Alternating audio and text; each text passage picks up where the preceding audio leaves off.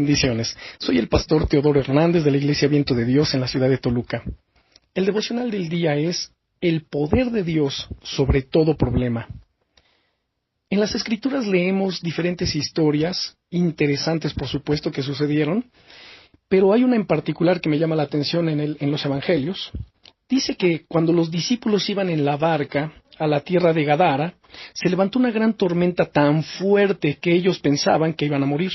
El Señor Jesús calmó la tormenta y les dijo: ¿por qué estáis así amedrentados? ¿Cómo no tenéis fe?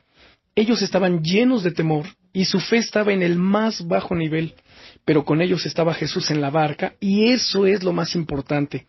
El poder de Dios es mayor a toda oposición y es más grande que todo obstáculo. Algo que debemos considerar es que tenemos un enemigo, la Biblia le llama el enemigo de nuestras almas, el cual es Satanás. Que el Señor lo reprenda en el nombre de Jesús. Por ende, las tinieblas entonces procuran estorbar el avance del plan de Dios en nuestras vidas.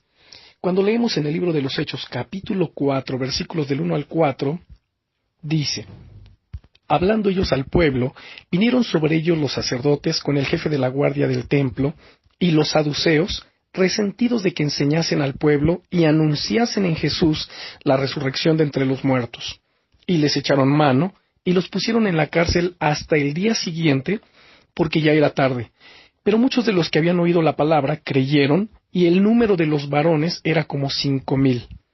El contexto de este pasaje nos enseña que Pedro y Juan habían sido usados por Dios para sanar a un hombre cojo de nacimiento que sentaban a mendigar en la puerta la hermosa del templo de Jerusalén.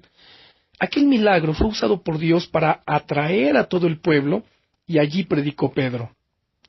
El versículo 4 nos dice que como 5,000 varones creyeron, quizá 15 o 20,000 personas en total, incluyendo mujeres y niños, creyeron el mensaje de Jesús.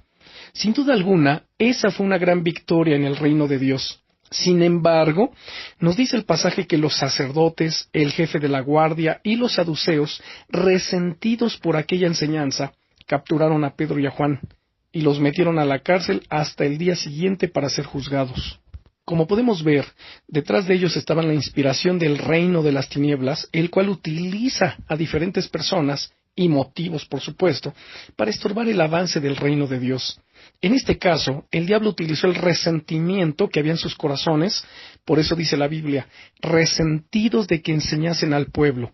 Ellos no querían que hubiese otros líderes, otros maestros, no querían perder el poder religioso que tenían.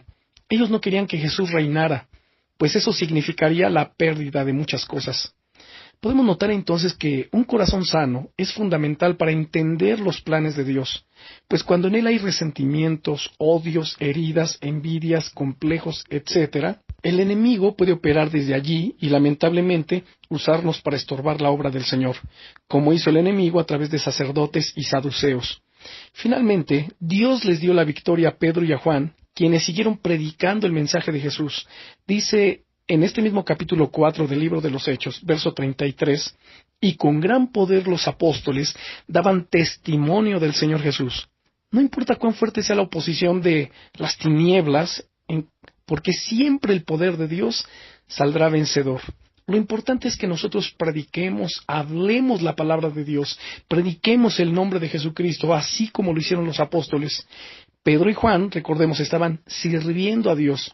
Ellos predicaban el mensaje del Señor, y por eso Él estaba comprometido con ellos y no los desamparó. Muchos eran los oponentes y diversos los obstáculos, pero por Jesucristo el Señor somos más que vencedores. Así que permanezcamos firmes, hablemos la palabra de Dios y que el Señor sea glorificado en todo. Bendiciones.